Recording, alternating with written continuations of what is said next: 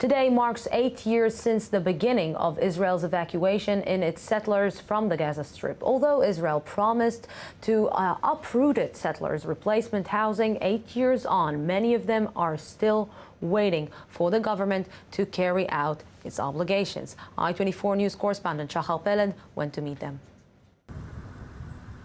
It was 8 years ago when residents of Gush Katif lost their homes. 21 settlements in the Gaza Strip were evacuated when Israel carried out its unilateral withdrawal from the enclave in August 2005. The government of Israel did this to its own people, sent in a Jewish army to destroy Jewish homes, to get people out of their homes and to send them all over the place because there was nothing ready for them, up until today.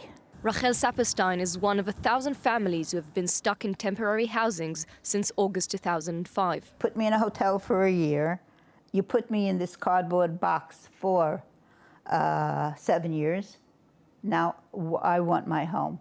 After years of battles with cumbersome Israeli bureaucracy, Rachel grows frustrated and angry. In a conversation with the director of the resettlement of the Gush Katif residents, she cries out her despair. I'm 72, Mati. I need a home. Yeah. And my husband needs a home. I know you are right, so 100%. We try to do everything. In the meantime, Rachel dreams of her new home. This is the project. How many years have you been holding this book? Well, as you can see, it's well thumbed. I look at it every once in a while because I want to see my house. And I stare at it. 54% of the families evacuated from the Gaza Strip are still homeless. Celia Goldstein, a mother of 8, is also waiting for a house of her own. A family of 10 trying to cope in a falling-apart caravan is not something she thought would be her lot for so many years. We assumed it would just be for a year or so. These are really temporary dwellings. A lot of things fall off the walls, the floor's already separating.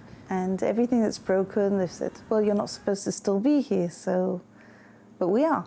Still longing for permanent residency, Celia recalls what she once called a home. All the houses were completely destroyed. We actually went back there after everything had been destroyed. That was about 10 days after we'd left. And there was nothing, it was just all rubble. This is the place where the government found temporary housing for Gush Katif residents. 8 years later, the temporary seems more and more permanent.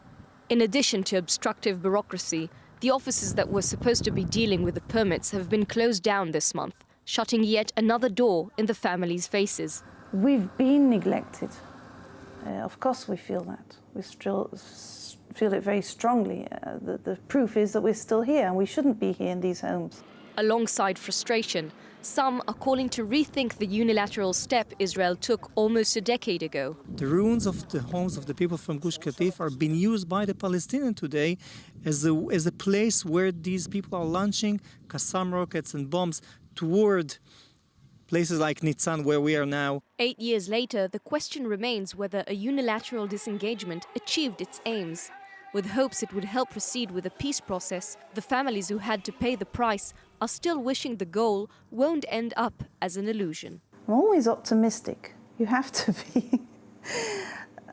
But it's very frustrating.